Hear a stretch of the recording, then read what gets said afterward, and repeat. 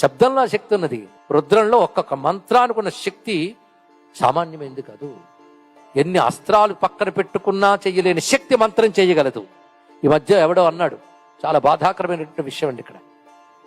ఈ వేద మంత్రాల వల్ల ప్రయోజనం ఏముంది? ఒక్కరోజు వేద పండితుడు వేదం చదవనంత మాత్రాన ప్రమాదమేమీ లేదు. దానికంటే వీధులు ఉడ్చేవాడు చాలా గొప్పవాడు. ఒక్కరోజు వీధి ఊడ్చకపోతే ప్రమాదం, కానీ ఒక్కరోజు వేదం చదవకపోతే ప్రమాదం ఏం లేదు అనేటువంటి వాళ్ళు అంటూ ఉంటే ఏమీ అనలేని స్థితిలో మనం ఉన్నాం. ఎందుకంటే పాపం అలాంటి వేదవేత్తలు ధర్నాలు చెయ్యరు, నిరసనలు ప్రకటించరు, సాత్వికంగా ఉంటారు కనుక ఈ మాటలు చెల్లుతున్నాయి. ఎంత తప్పు మాట అండి. వేదం అనేది లోకంలో ధ్వనించకపోతే ఈ లోకం నశించి తిరుగుతుంది. తెలుసుకోండి, ఇక్కడ వేదమంత్రం దివ్యత్వాన్ని ఉద్భవింపజేస్తుంది. వేదమంత్రం నిన్ను రక్షిస్తుంది. వేదమంత్రం ప్రపంచాన్ని కాపాడుతుంది. కానీ వేదవేత్తలు క్షేమంగా ఉండాలి.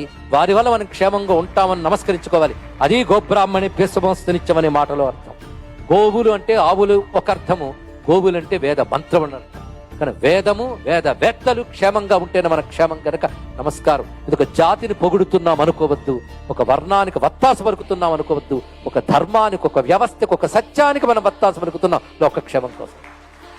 ఇది తెలియకుండా ఆవేశంతోనో తొందరపాటుతోనో వేదవేత్తల్ని నిందిస్తే క్షేమం కాదు. కనుకనే వేదం అంత గొప్పది.